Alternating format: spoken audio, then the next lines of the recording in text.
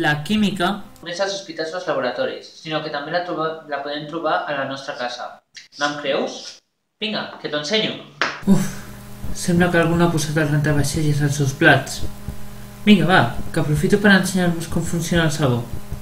Com funciona el sabó, tenim que conèixer un concepte bàsic sobre les seves molècules. Les molècules de sabó contenen una part que no pot estar en contacte amb l'aigua que s'anomena hidròfoba i una que sí pot estar en contacte amb l'aigua que s'anomena hidròfila.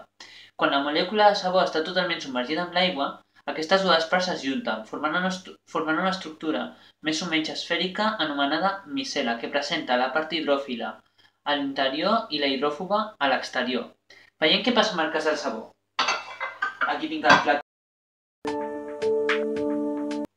Fixem-nos que si apropem una mica la vista, podem distingir que ja s'han començat a formar unes quantes bombolletes. Per què és això? Això és degut a que quan les miceles emmagatzemen el greix dintre seu quan es formen. I això s'anomena efecte emulsionant o detergent. Ara tenim tot el greix del plat emmagatzemat dintre d'aquestes miceles. L'acabem de polir una mica. Les miceles s'emportin el greix que hem introduït.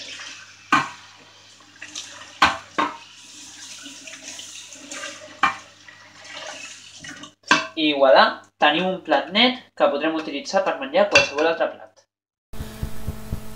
En el cas de les bombolles d'aire, les miceles, en comptes d'emmagatzemar greix, emmagatzemen aire. D'això se'n diu efecte escumós.